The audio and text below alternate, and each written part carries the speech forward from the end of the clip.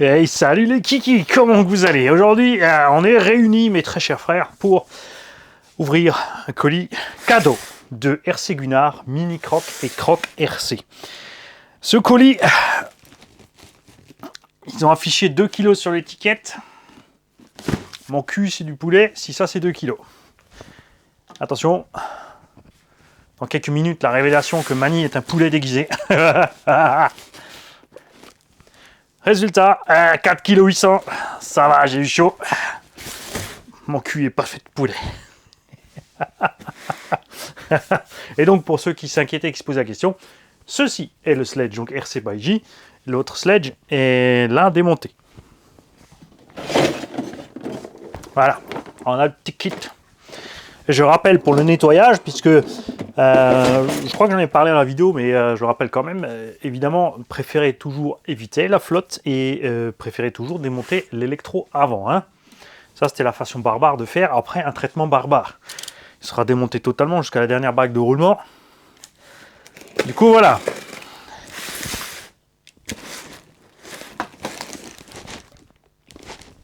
Il y a du liquide.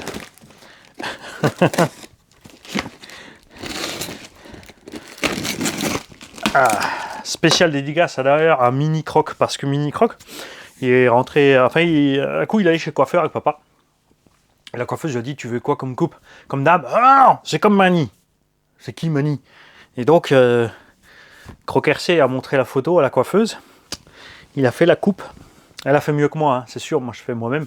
Donc ça foire toujours derrière quand je veux faire le reste du Mohican.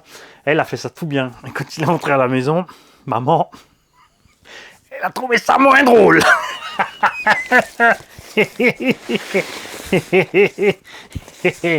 Alors, voici une photo de Mani, il y a 2-3 ans, avant de se couper les cheveux. Alors, j'ai plein de mots à bord, attention, il y en a plusieurs. Alors, salut Manise, petit colis de fin d'année de la part d'RC Garage 27. Tu trouveras des douceurs normandes et des petites gourmandises à notre effigie. Il y a également un moteur spécialement pour que tu achètes un bateau. Moi, je te l'avais dit, rappelle-toi.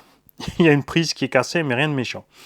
Après concentration, nous t'offrons des pinces à canette pour que tu arrêtes de te baisser. Ton dos a plus 20 ans et la terre est basse. Tiens, on en a parlé l'autre jour. Le truc, je vais pouvoir l'utiliser au skatepark pour récupérer l'RC en haut de la rampe. Il y a des gants, c'est pour caler les petits colis, mais il y a plusieurs tailles, ça peut servir si Gigi fait du jardinage. Post-scriptum. Tu vois, le colis n'a pas été envoyé à Ben 14. Allez le blond, dans ta face. Nous te souhaitons de bonnes fêtes de fin d'année, signé RC Garage 27, Mini Croc, The Boss, Croc RC et RC Gunnar. J'ai un autre mot. Salut Mani, tu te trouves dans ce petit colis de 2-3 bricoles produits normalement. Et pourquoi tu l'as écrit comme ça? C'est très bien écrit là. C'est quoi ton problème? Et pourquoi t'as recopié Donc, il y a 2 fois la même chose.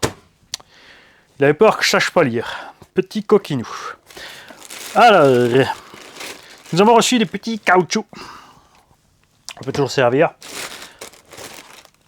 N'hésitez pas à en mettre si tu as un bac à batterie fait maison, des trucs, des petites vis qui dépassent ou quoi que ce soit, c'est pas bien fraisé, tu mets ça sous ta lipo, ça va la protéger aussi à l'avant, à l'arrière pour pas qu'elle prenne des chocs. Pensez aussi toujours justement quand vous mettez des lipos dans un bac à batterie, on a souvent tendance à se dire bon allez je vais mettre la mousse devant pour l'impact avant, mais la batterie peut reculer donc derrière aussi, ou je la mets derrière parce que je veux le poids devant. Pensez toujours à laisser un bout de mousse devant et derrière de la batterie, comme ça quoi qu'il arrive, elle se fait pas ratatiner la citrouille. Des gants pour ma jolie Gigi pour le jardinage, puisque effectivement vous l'avez deviné, Gunnar il a très bien compris que Mani il fait tout sans gants. Moins 10, pas de gants, travailler la terre, ils n'ont pas de gants, mettre les doigts dans la graisse, ils n'ont pas de gants. Ce n'est pas le bon exemple. T'en as mis combien? Donc évitez bien sûr ce genre de choses, prenez la bonne habitude, prenez des gants, quoi que vous fassiez, pas tout. Arrêtez d'être con. Non, surtout, vous arrêtez pas. C'est comme ça qu'on se marre dans la vie. Un minimum quand même, les enfants. Hein. Des haribots qui piquent. Avec la petite correction d'usage, bien sûr. Croque-pique. Ah, bien joué. Bien joué, celle-là. Nous avons la pisse de vache.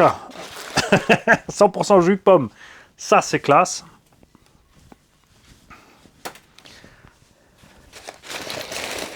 Excellent choix. Un pot de miel, patch. Pot de miel collé au plafond. Un pot de miel crémeux. Des ruchers de Normandie pour ma douce. Belle et tendre. Encore des gants.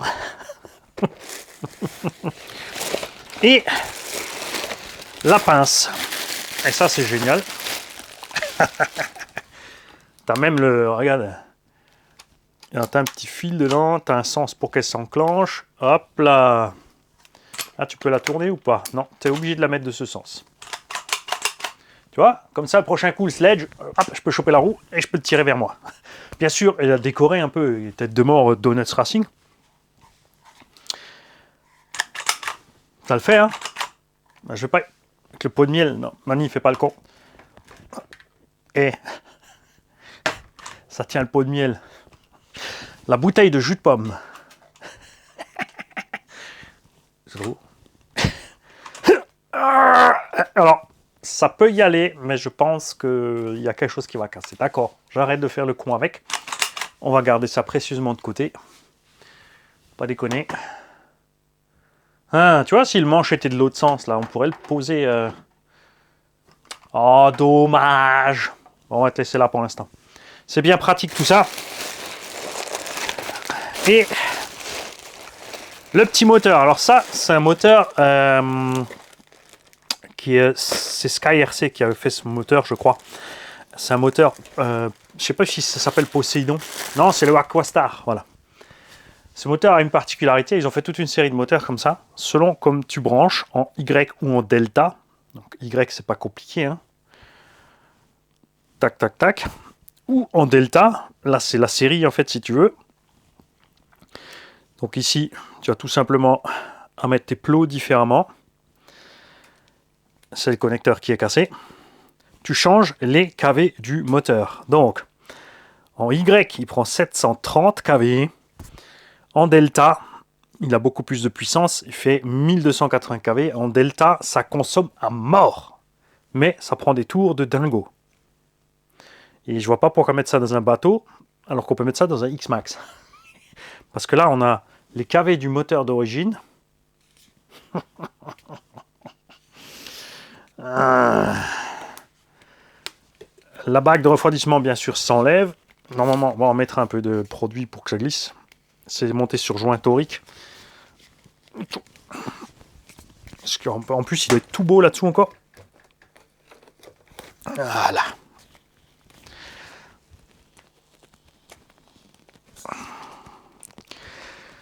Ah. Alors ça, c'est un 56 92. A priori, a fortiori.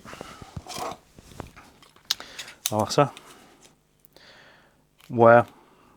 C'est du 100. Mais du 56. C'est du 56 par 100. Je vais aller revoir les specs de ce moteur. À l'époque, bien sûr, je m'étais penché dessus. Pareil, hein, pour faire des... Pas forcément du bateau avec. Donc on va voir ça. Alors, si tu te mets en delta, tu mets tes deux connecteurs A ici, les B, les C. Ok, là tu suis, il n'y a pas de problème. Et tu noteras qu'ils sont pontés entre eux. Plus rallye est là. Alors ça, c'est un peu bizarre quand même. Non, c'est pas bizarre.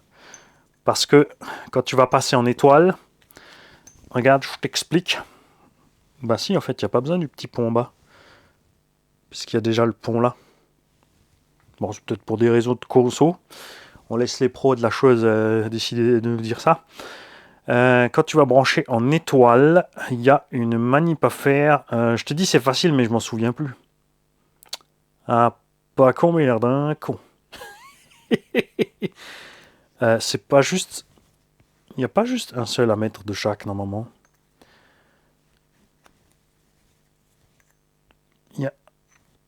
Je me souviens plus. Il y a un pins à faire. Soit tu croises d'un sens, soit tu croises de l'autre. Alors B. Parce que la B et B, ça revient au même si tous les deux sont B en delta. Donc je regarderai les plans de branchement pour passer le bobinage dans le delta et en machin. Là, je suis pas réveillé ou déjà endormi. Ça va pas. En tout cas, 1280 kV. On doit être dans les 180-200 ampères par là, si pas plus. À voir. J'ai le Vario qui va avec, hein, puisque j'ai les Vario AirSnake. Et attention au nombre de S. En 1280, je suis pas sûr qu'ils prennent 8 en fait. C'est là le piège. Je crois qu'en 1280, il prend que 6 S ce moteur. Enfin, comme il faut que je retrouve les specs. En tout cas, par contre, en 730, oui, on pourra mettre largement plus. Mais ça pourrait être sympa. Hein. En 1280 kV. Évidemment, la conso, ça va être mortel. Hein. Ce sera juste pour le délire. Je pense qu'en 780, ça pourrait être plus sympa. En 780, s'il prend 12S, ça peut être rigolo aussi. Non, je veux pas non, je veux un petit moteur à 12S qui consomme pas trop. Je suis en train de réfléchir pendant que je vous parle au branchement parce que c'était pas juste un seul câble normalement. Non, il y a eu un branchement à faire en chassé croisé pour le delta par rapport.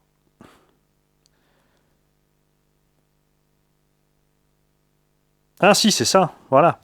Donc il faut uniquement brancher ce qui est affiché ici sur le Y pour le branchement Y, tout simplement. C'est à l'intérieur du moteur que se fait le reste. Quand tu veux passer en delta, tu as juste à brancher la deuxième prise. Et du coup, là, tu seras en delta. À voir. On en recausera plus dès que j'aurai réouvert les bouquins. Parce que là, oui, il faut ouvrir les bouquins. Ce qui m'inquiète un peu, c'est ça à la fin. Tu pars de connecteur doublé en 6.5 avec du 10 AVG. Tu passes en 8 et ensuite mini câble. Ça m'inquiète un petit peu. Alors en 780 peut-être en 12, ouais, mais en 1200, ça tu oublies, là tu fais fondre ta soudure. Hein. Ça c'est clair. En tout cas, gardez à l'œil cette affaire, je sens la connerie arriver. En plus il est bleu. Ah, il est bleu, ça ira très bien dans mon sledge orange avec le variateur bleu, sauf que le variateur bleu est... Peut-être qu'en 780... Ah, ça va être chaud quand même à gérer un 780. Vous verrez aussi, je vais vous faire une petite vidéo au sujet de ces XRT et de tout le reste. Parce que je le savais dès le départ. Ces derniers temps, je taquine beaucoup mes abonnés pour qu'ils se bougent un petit peu et qu'ils fassent des recherches. Après, ça m'est égal que certains se moquent, ils croient que oh, le mec il sait rien, et il raconte de la merde. Ça me dérange pas, ça m'est complètement égal. Tant que les gens donnent la bonne réponse. Et il se trouve qu'il n'y a pas beaucoup de gens qui réagissent, notamment sur l'étagement de transmission. Il va falloir qu'on fasse une vidéo là-dessus parce qu'il y en a plein qui... Il y en a 5 ou 6 qui ont réagi, tu vois. Ça craint. Vous êtes sur Google, c'est facile de trouver les réponses. Pour les tests aussi, avec le Big Bug, avec les différents étagements, les machins aussi bidule, puisque moi je sais très bien que 2.7 ça va bien. Entre 2.7 et 2.8, tu vas un poil plus vite que l'origine. Avec ton moteur d'origine, ton combo d'origine, tu consommes pas beaucoup plus et tu as le petit poil de vitesse en plus, surtout avec les sledgehammers dessus, le petit ballonnage en plus. Et j'ai toujours dit aux gens d'éviter le 2.50, mais j'aurais jamais montré pourquoi. Là, vous avez vu pourquoi. On vous les teste aussi par rapport au 8.80. Et il y a encore une petite chose différente avec le 8.80. Là, on a essayé sur un vieux Vario Traxxas X-Max qui n'a jamais eu de mise à jour. Et il s'avère que sur les XRT, c'est écrit en gros sur le site Traxxas quand même, bon, sur certains sites français de vente, ça a été traduit aussi un peu olé olé. La mise à jour de ce variateur change le mode de fonctionnement du variateur au niveau du punch. Donc les nouveaux variateurs des XRT, si tu mets ça, et on va le faire en vidéo, on va se prendre ce temps aussi, donc de mettre le variateur du XRT dans un... On va d'abord faire je vais prendre un X-Max, je pense Majid, on va lui mettre une rallonge de cerveau, on va brancher le variateur par dehors, parce qu'il y a juste 2 vis et 2 prises à changer, après ça va aller vite. On fait 5-10 minutes avec le Vario normal, et ensuite on passe le Vario du XRT dessus pour voir la différence. Les deux engins ayant le même poids, donc il n'y a aucune raison que tu ne puisses pas utiliser cette même patate dans le X-Max. Il n'y aura pas plus d'effort, l'étagement est différent, On a un véhicule qui fait le même poids, donc ça ne devrait pas poser de problème. C'est qui explique aussi que le XRT en l'air, surtout avec les Sledgehammer, vous avez vu, on a réussi à le faire voler à l'envers, attendre un peu et finir le flip. C'est quelque chose qui est facile en 1.8, plus ou moins long. J'ai certaines vidéos, c'est vrai, je sais, depuis tout le temps que je fais des vidéos, j'aurais dû systématiquement, chaque fois que je fais une vidéo, prendre la vidéo, couper les scènes clés et les stocker quelque part sur un disque dur externe pour pouvoir faire régulièrement des petits best-of ou des trucs ou des machins. Parce que je sais plus, avec plusieurs 1/8 déjà, on a volé un sacré bout à l'envers avant de reprendre l'assiette. On a plein de choses comme ça sur la chaîne, mais j'aurais qu'un X-Max, c'était pas pensable. Tu fais ton flip, et encore des fois, c'est vrai que le flip rentre juste. Avec les Sledgehammer, ça va mieux. Avec un peu de vitesse plus, ça va mieux. Mais lui, il y a vraiment une grosse différence. Bien sûr, le point est plus bas, il bascule plus vite, mais on va voir ce que ça donne.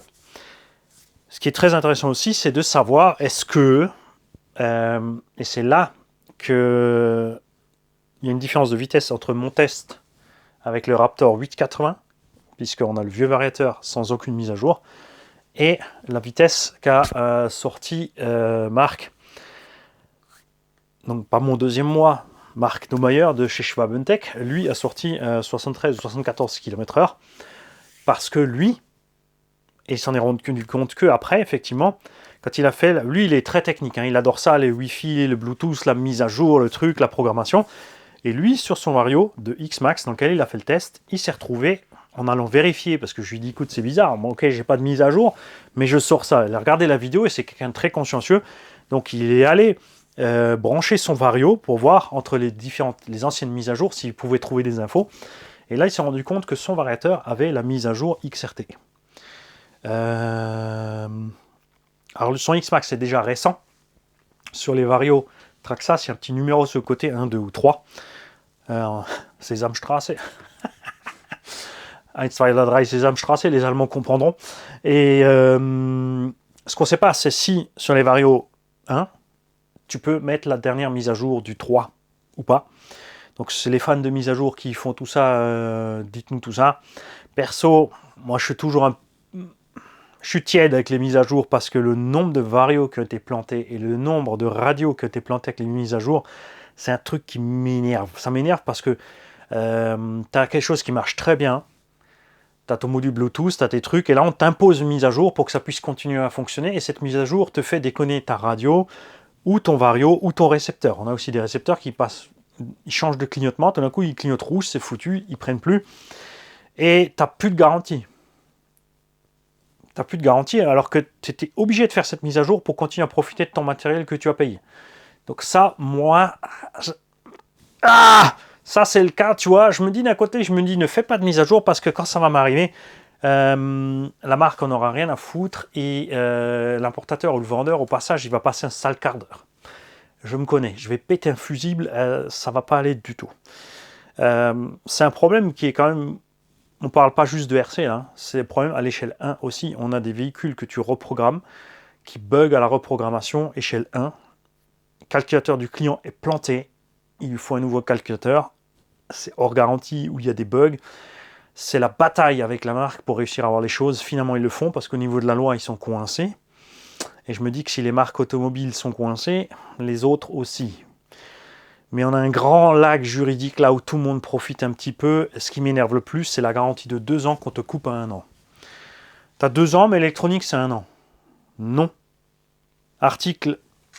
Alors, je vous invite tous à chercher le code de la consommation française sur gouv.fr, ou même tu mets code de la consommation et tu mets garantie légale. Tu vas trouver un article, je crois que c'est le 217 alinéa 11 ou 211 alinéa 17 ou 216 quelque chose, dans ces eaux-là, où c'est écrit en gros que tu as 2 ans de garantie.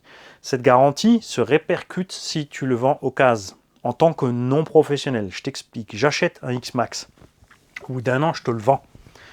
Tu as toujours encore 1 an de garantie. Ça continue d'un à l'autre. C'est la loi européenne. Et cette loi européenne a été changée en 2016. En septembre 2016, ils ont changé cette loi.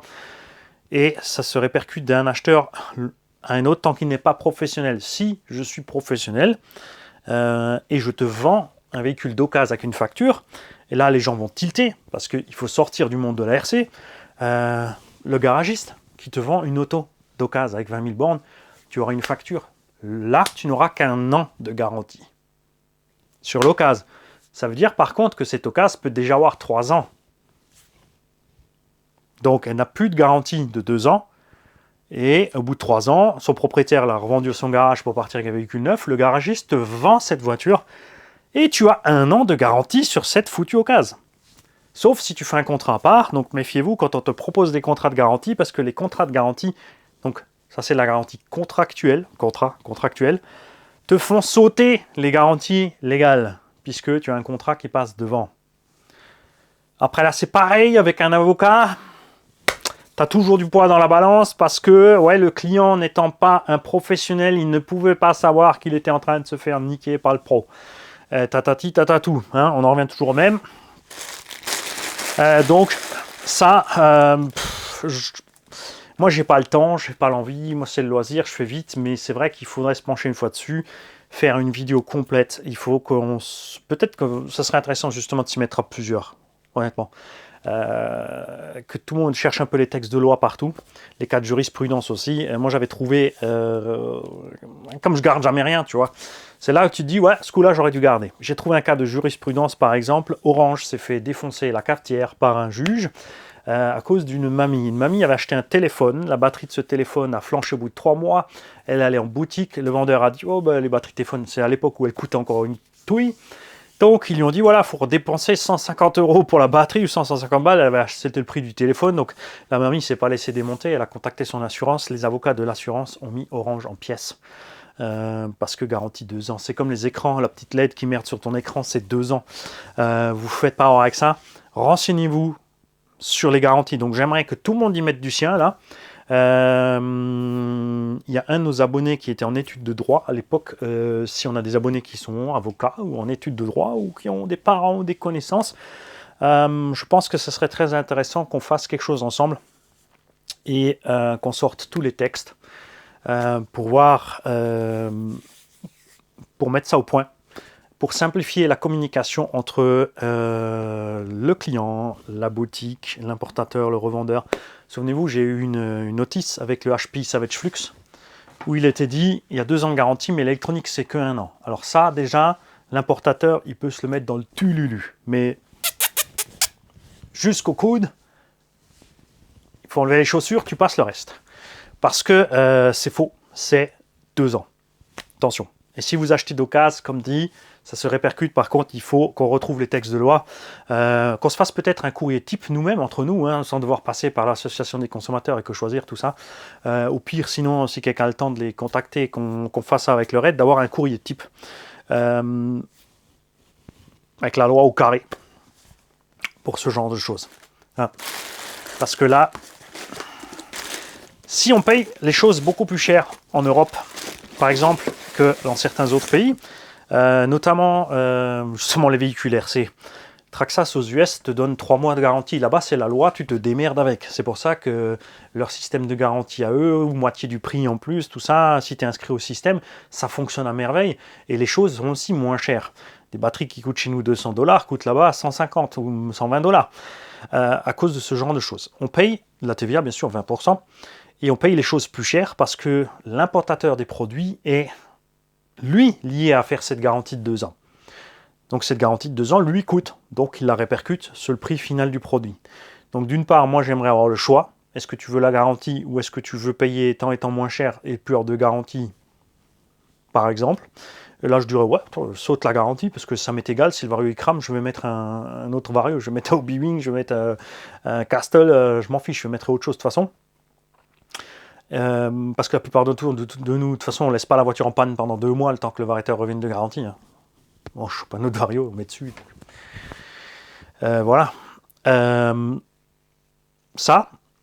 Et, comme dit, comme ça nous coûte, on impose cette garantie de 2 ans aux professionnels. Nous, on nous l'impose aussi, donc nous, on la paye, mais j'aimerais que ça fonctionne. Enfin, bon, dans ce cas-là, il faut que ça fonctionne. Il faudrait qu'on se renseigne légalement au niveau de ce qui se passe au niveau de ces mises à jour, puisque la mise à jour est imposée. Si elle fait faillir ton matériel, derrière, il faudrait aussi qu'on puisse avoir un recours. Parce que c'est le fait d'avoir dû mettre la mise à jour qui a fait foirer ton matos. Facile de dire après, oui, bon, tu as éteint la radio pendant la mise à jour, ça a foiré la mise à jour ou quoi que ce soit. Le problème, c'est que ça doit être prouvé. Parce que ça, c'est ce que dit la loi aussi. Pour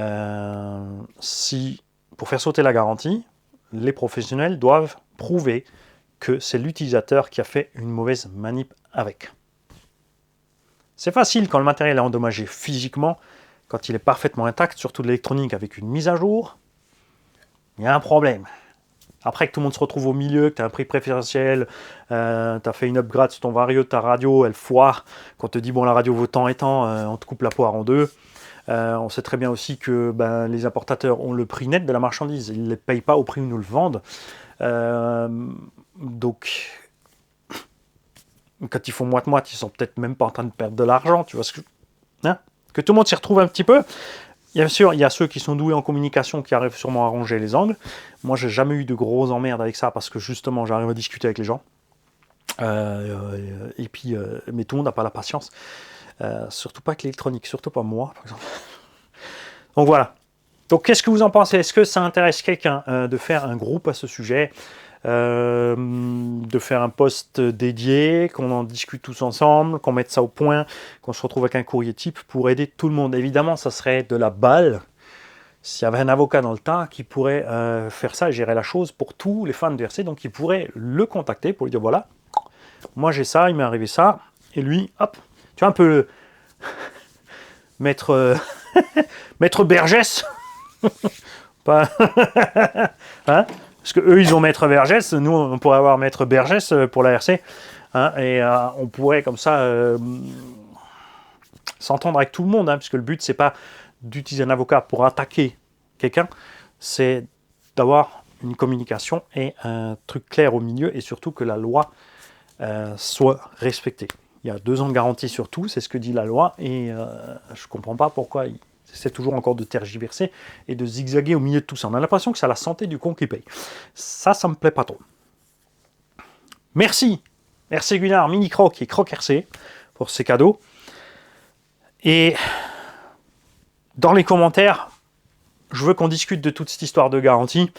Ceux qui savent, ceux qui ont trouvé l'article, vous balancez les liens en dessous. Et comme dit, faudrait qu'on fasse quelque chose. Je compte sur vous, les mecs. A plus.